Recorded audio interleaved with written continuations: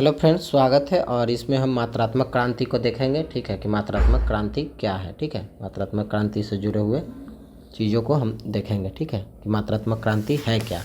तो चलिए, जैसे कि हम लोग देखते आ रहे हैं उसी प्रकार से हम लोग देखेंगे। ठीक है, तो सबसे पहले मात्रात्मक क्रांति का मतलब है कि आपको क्वांटिटिव रेवोल्यूशन, ठीक है, मतलब संख्या पद्धति का। ठीक है, संख्या पद्धति का ठीक है, मतलब भूगोल में सांख्यिकी पद्धति का उपयोग करना ही मात्रात्मक क्रांति है। ठीक है, सांख्यिकी पद्धति का उपयोग करना ही मात्रात्मक क्रांति है। तो इसको देखते हैं, हम लोग बोलते हैं कि हम लोग को लिखना किस प्रकार से है। तो ठीक है, तो स्टार्ट कैसे देना है। 1950 के बाद भौगोलिक विषय सामग्री को सुचारू रूप से समझने के लिए सांख्यिकी एवं गणितीय तकनीक के प्रयोग में आई क्रांति को भूगोल में मात्रात्मक क्रांति कहते हैं। इसका मुख्य उद्देश्य भूगोल को वैज्ञानिक रूप देना था। ठीक है, मतलब 1950 के बाद भूगोल के विषय में जो सांख्यिकी एवं गणितीय तकनीक का प्रयोग हुआ, संख्या एवं गणितीय तकनीक का जो प्रयोग हुआ, उसी को भूगोल में मात्रात्मक क्रांति कहा जाता है। ठीक है, इसका मुख्य उद्देश्य भूगोल को वैज्ञानिक रूप देना था। ठीक है, फिर नेक्स्ट है वॉर्टन ने। ठीक है, वॉर्टन ने 1963 के वॉर्टन के अनुसार मात्रात्मक विधियों का विकास सर्वमान्य तत्वों की खोज करने, मॉडल बनाने तथा सिद्धांतों की संरचना स्थापित करने के लिए किया गया था, ताकि भौगोलिक तथ्यों को उनमें ढाला जा सके। ठीक है, भौगोलिक तथ्यों को उनमें ढाला जा सके। वॉर्टन ने कनाडियन ज्योग्राफर, ठीक है, वॉर्टन ने कनाडियन ज्योग्राफर में अपना शोध पत्र दिया था। ठीक है, कनाडियन के ज्योग्राफर में अपना शोध पत्र दिया था, और वो शोध पत्र था इनका the quantitative revolution and the theoretical geography. ठीक है, the quantitative revolution and theoretical geography प्रकाशित करवाया, जिनमें उन्होंने भूगोल में मात्रात्मक विधियों की उपयोगिता का वर्णन किया है। ठीक है, नेक्स्ट है मात्रात्मक क्रांति के विकास की अवस्था। मतलब मात्रात्मक क्रांति के विकास की अवस्था किस किस प्रकार से यह स्टेजेज में विकास किया। ठीक है, ये किस प्रकार से विकास किया, यही इसका स्टेज है। तो इस स्टेज को हम देखते हैं कि किस किस प्रकार से किया है। तो मात्रात्मक क्रांति के शुरुआत का श्रेय अमेरिकी भूगोलवेत्ताओं जीफ को जाता है। ठीक है, अमेरिका के भूगोलवेत्ता थे जिनका नाम की जीफ था, को जाता है, जिन्होंने 1948 में कोटि आकार नियम का पालन करते हुए अमेरिकी नगरों का वर्गीकरण किया। इस सांख्यिकी विधि के द्वारा यह स्थापित किया गया कि अमेरिकी नगरों के आकार और उसके कोटि अथवा क्रम में सहसंबंध है, मतलब कोरिलेशन। सहसंबंध का मतलब कोरिलेशन होता है। ठीक है, सहसंबंध है। इस अध्ययन को व्यापक मान्यता मिली थी। ठीक है, इस अध्ययन को क्या मिला, व्यापक मान्यता मिला। वस्तुतः वर्तमान में भूगोल में सांख्यिकी की अनेक विधियों का उपयोग किया जाता है। सभी विधियों का आगमन एक समय में नहीं हुआ है। इन विधियों के आगमन को अगर समय के संदर्भ में देखा जाए तो भूगोल में मात्रात्मक क्रांति की 4 महत्वपूर्ण अवस्थाएं हैं। ठीक है, इसको 4 पार्ट में तोड़ देंगे। मतलब मात्रात्मक क्रांति का जो विकास हुआ उसको 4 अवस्था में तोड़ देंगे, और उन चारों अवस्था को फ्लो चार्ट के रूप में हम लोग देखेंगे। ठीक है, फ्लो चार्ट के रूप में हम लोग देखेंगे। अब है, देखिए 4 अवस्था में यहाँ पे तोड़ दिए फ्लो चार्ट में मात्रात्मक क्रांति को। प्रथम अवस्था, ठीक है, प्रथम अवस्था आपको 1950 से 58 तक चला। ठीक है, द्वितीय अवस्था 58 से 68 तक, तृतीय अवस्था 68 से 78 तक, और चौथी अवस्था आपको 78 के बाद, ठीक, 1978 के बाद की अवस्था आती है। 4 स्टेज में हम लोग बांट दिए। ठीक है, 4 स्टेज में बांट दिए इसको। अब एक एक करके इसको देखेंगे तो समझने में ईजी होगा। ठीक है, जैसे प्रथम अवस्था, ठीक है, इस दौरान भूगोलवेत्ताओं द्वारा मुख्यतः केंद्रीय प्रवृत्ति और विचलन की विधियों का प्रयोग किया गया। इसी के साथ भूगोल में आंकड़ों को तैयार करने की विधि विकसित हुई। इसके पूर्व भूगोल में द्वितीय एवं तृतीय प्रकार के आंकड़ों का ही प्रयोग होता था। इस दौरान सर्वाधिक कार्य BJ L वेरी, ठीक है, एक विद्वान है जिनका नाम है BJ L वेरी द्वारा किया गया। ठीक है, तो आपको याद रखना है, प्रथम अवस्था में एक विद्वान का नाम डालना है, उनका नाम है BJ L वेरी।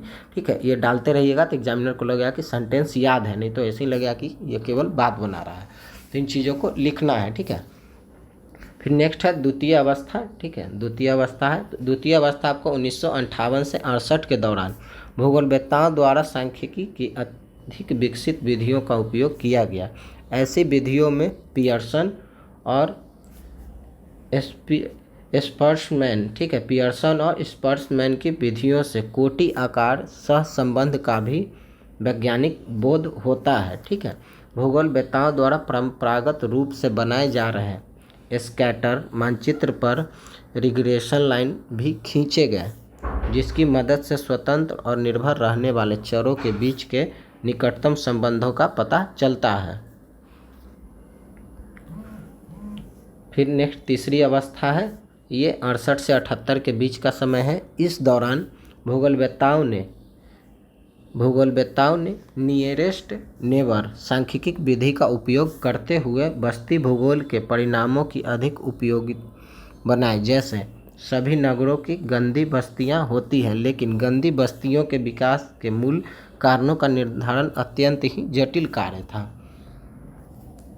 बहुचर विधियों के द्वारा यह संभव हो सका। बहुचर मतलब कि कितनी प्रकार की गंदी बस्ती हैं, तो ये सभी आंकड़ा एक प्रकार का सर्वे का जरूरत पड़ा था। सर्वे में डाटा का यूज किया गया, और डाटा क्या, सांख्यिकी पद्धति होती है, उसके अनुसार पता लगाया गया कि इसका डेंसिटी कितना है, कितना शहर गंदा है, ठीक है, उनके एथी का क्या प्रकार है, उसको अलग अलग टाइप्स में बांटेगा, ठीक।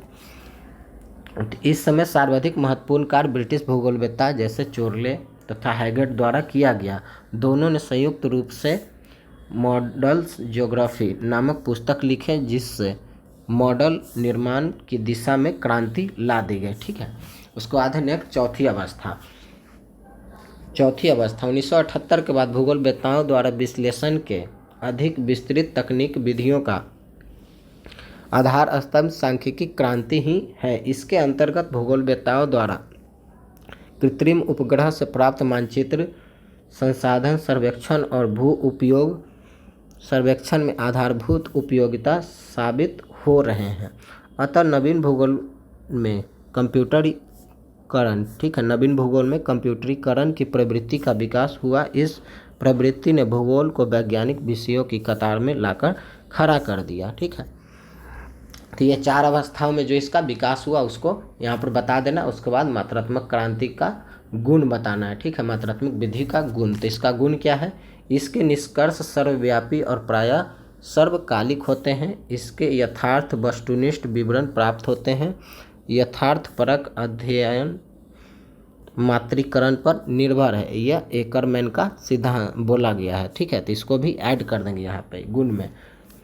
इसके निष्कर्ष प्रामाणिक होते हैं, मतलब जो भी है डाटा प्रूव किया जाता है कि मान लीजिए कहीं पर कि कोई क्षेत्र विकसित कर रहा है तो किस प्रकार से विकसित कर रहा है, तो उसका डेटा दिया जाता है किसी प्रकार का। जैसे कि यहाँ पे जनसंख्या घनत्व पे इतना लोग निवास करते हैं तो इतने लोगों में साक्षरता का प्रतिशत इतना है, तो अगर प्रतिशत ज़्यादा है तो ये पॉजिटिव ग्रोथ को दिखाता है, अगर साक्षरता कम है तो ये निगेटिव ग्रोथ को दिखाता है एजुकेशन सेक्टर में। तो इसी प्रकार से डाटा के प्रयोग से किसी भी क्षेत्र के विकास को प्रामाणिकता मिलने लगी, ठीक है, भूगोल में डालने की वजह से।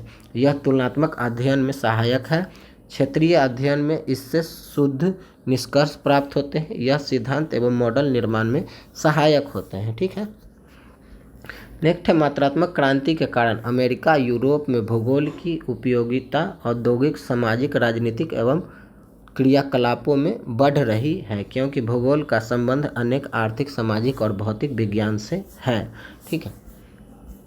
उसके बाद जब गुण दिए तो इसका दोष भी आपको बताना होगा कि इसके दोष क्या क्या है, ठीक है। तो इसका दोष क्या है, तो कभी कभी मात्रात्मक निष्कर्ष भौगोलिक सत्य से परे होते हैं, ठीक है।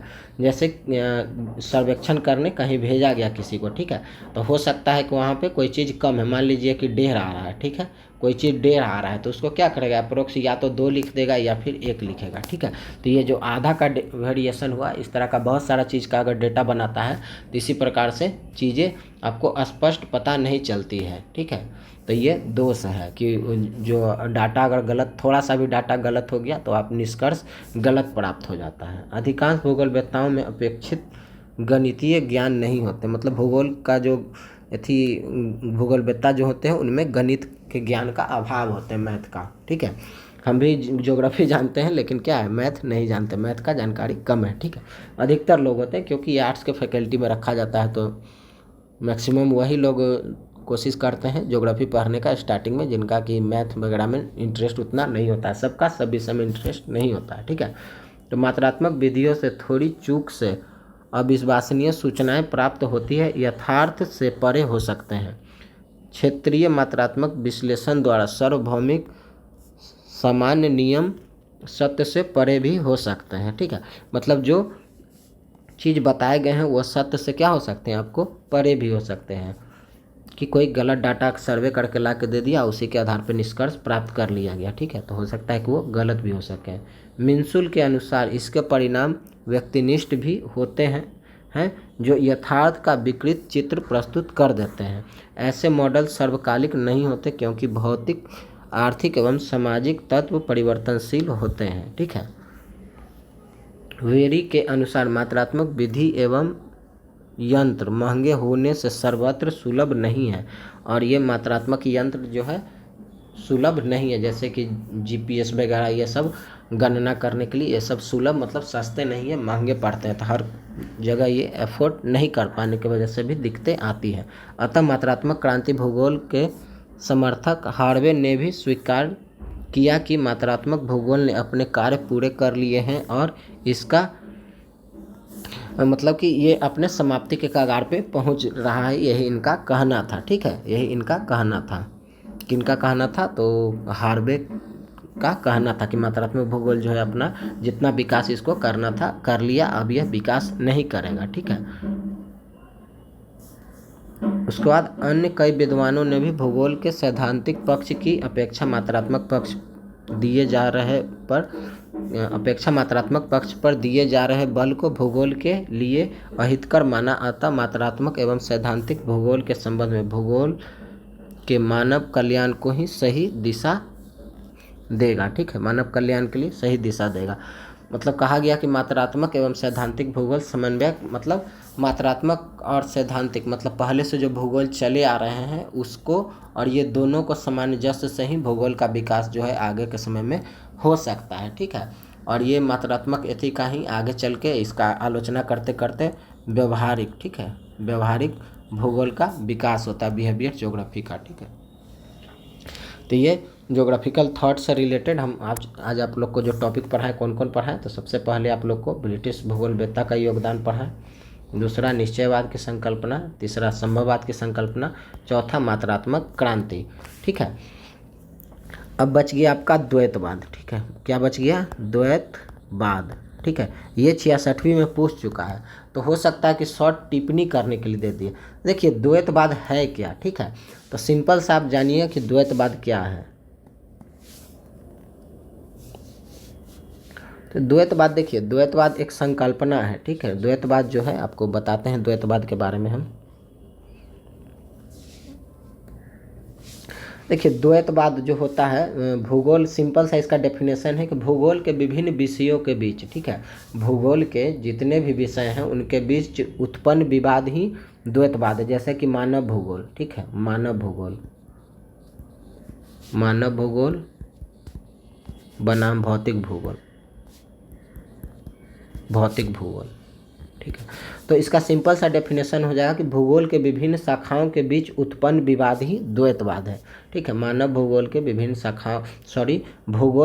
शाखाओं के बीच उत्पन्न विवाद ही भूगोल में द्वैतवाद की संकल्पना का जन्म है। और किसी एक को ले लेंगे, जैसे मानव भूगोल बनाम भौतिक भूगोल, ये लिख कर आप लोग को भेजे भी हैं, ठीक है, ये आप लोग को लिख कर भेजे भी है, इसमें नहीं है।